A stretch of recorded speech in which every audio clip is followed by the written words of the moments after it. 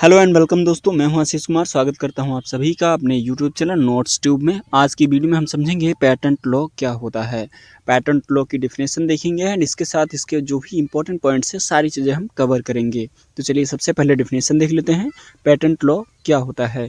Patent law is a legal system that provides exclusive rights to an innovators for a new useful and innovative inventions. It gives the inventors the legal authority to make, use, sell or license the inventions for a specific period of a time.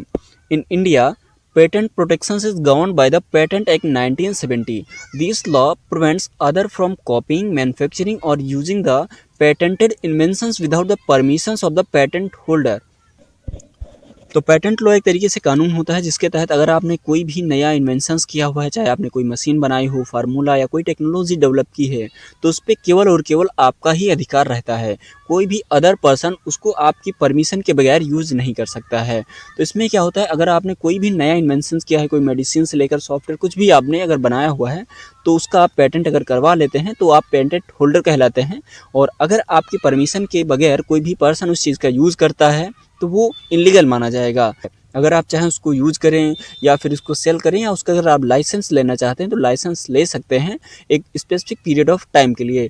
अगर आप उसका licence लेते हैं तो आप patent holder कहलाते हैं। अगर इंडिया की बात करें तो पेटेंट एक्ट 1917 के तहत सारी चीज़ें होती हैं। अगर आपने पेटेंट किसी चीज़ का करवा के रखा है तो कोई भी पर्सन उस चीज़ को कॉपी नहीं कर सकता है, मैन्युफैक्चरिंग नहीं कर सकता है और उसका यूज नहीं कर सकता है जब तक आप परमिशन नहीं देते हैं, क्योंकि आप पेटेंट होल्डर कहलाते हैं। Patent law play an important role in technology, information securities and innovations by protecting technical solutions, software-related inventions, processes and products from unauthorized access। तो अगर आपने कोई नया इन्वेंशंस किया है तो उस कंडीशन में कोई भी पर्सन उस चीज़ को कॉपी नहीं कर सकता है या उसका मिसयूज नहीं कर सकता है। विदाउट आपकी परमिशन कोई भी अगर उस चीज़ को यूज़ करता है तो ये इनलीगल माना जाएगा। अब हम देखेंगे नीड या objectives of patent law.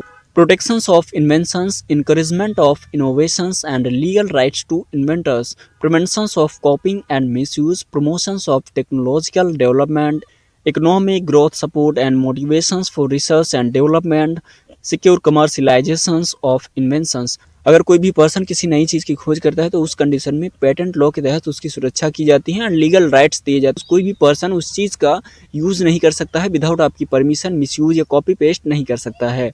And इसके साथ साथ जो टेक्नोलॉजी उसको और भी ज़्यादा बढ़ावा देना एंड जो ग्रोथ है इकोनॉमिकल उसको भी काफ़ी ज़्यादा सपोर्ट करता है। एंड इसके साथ साथ जो कमर्शियलाइजेशन है वहाँ पर जो इन्वेंशंस होते हैं उसको भी एक सिक्योर तरीके से किया जा सके, उसके लिए भी पेटेंट लॉ जो है काफ़ी ज़्यादा यूजफुल होता है।